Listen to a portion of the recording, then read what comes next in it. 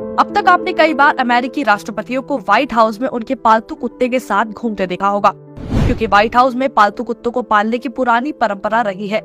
लेकिन पहली बार विश्वगुरु बनने जा रहे भारत ने दुनिया को इन गायों के रूप में एक नई तस्वीर दिखाई है, वो भी भारत की पीएम आवाज से।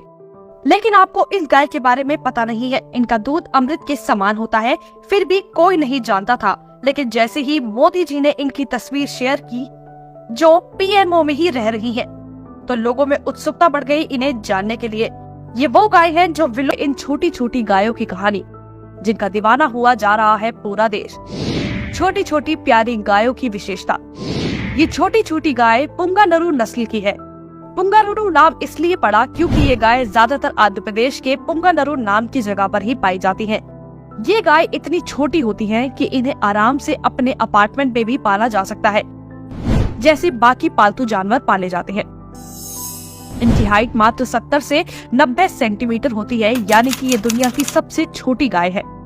इनकी सबसे बड़ी खासियत ये होती है कि ये गाय बहुत ही कम चारा खाती हैं, लेकिन सामान्य गायों की तुलना में इनका दूध बहुत ही ज्यादा पौष्टिक होता है। इनके दूध में औषधीय गुणों की भरमार होती है। यही नहीं, सामान्य गायों में जहां फैट की मात्रा सिर्फ 3 से 4% होती है, वहीं इन गायों में फैट की मात्रा 8% तक होती है। प्राचीन काल से जुड़ा है इनका नाम। कहा जाता है कि इन्हें पुंगानुरु गायों का प्राचीन काल में भारत के ऋषि मुनि भी पाला करते थे।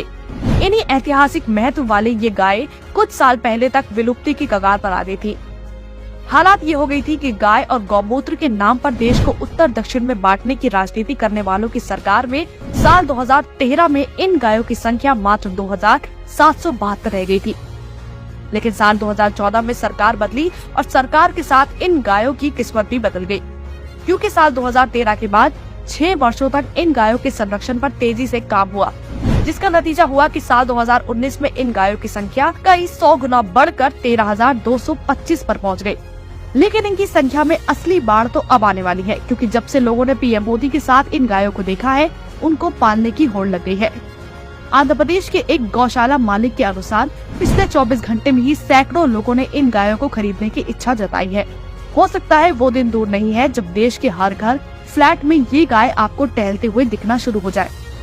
2014 में देश को पहली बार